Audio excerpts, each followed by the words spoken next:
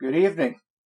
On tonight's episode of Ghosts of Parkersburg, I'm gonna be talking about what is probably, this is just my speculation, I'm not sure about anyone else, the most haunted building in Parkersburg, and which that is the Blennerhassett Hotel.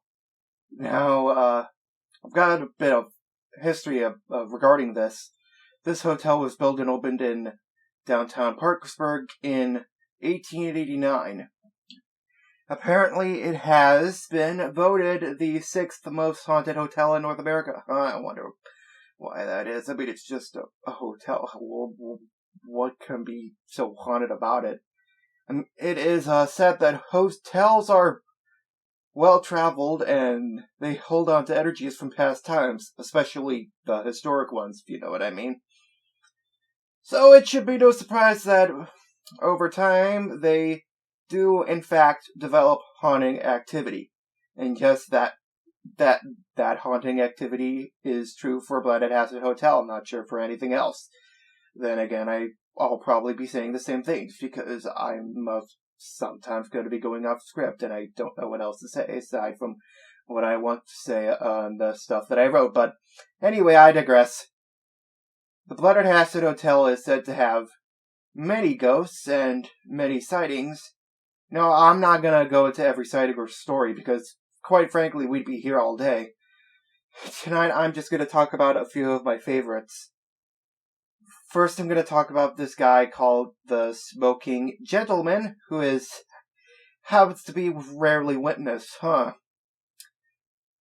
Most visitors, however, do report smelling his cigar smoke at certain times. And, when this ghost does appear, people they describe him as an older man who is wearing a three-piece gray suit. And they always report the aroma of an old-fashioned cigar, which,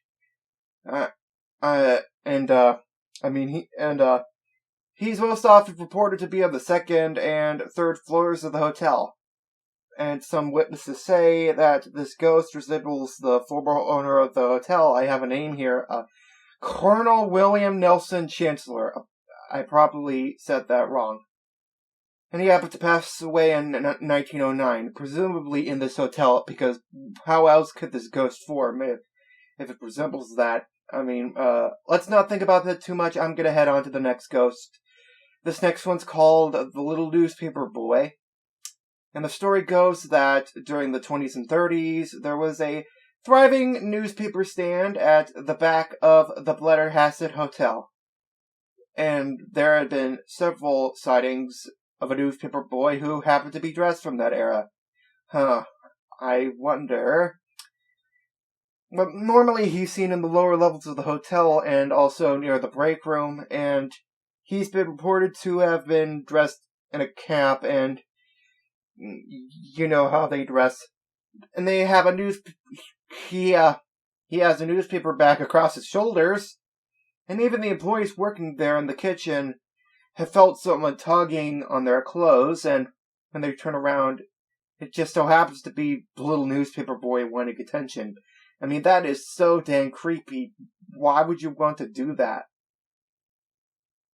Anyway, there's time for one more, and this one's called The 4 O'Clock Knocker, and, well, I mean, why 4 o'clock? I don't know.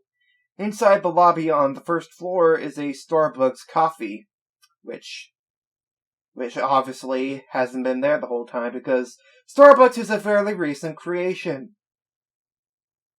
There's a door beside the Starbucks which leads to the main desk and also to a gift shop.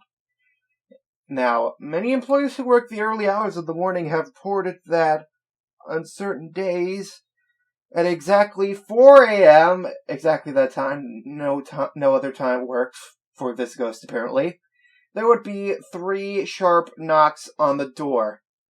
Presumably, it sorta sounded like this.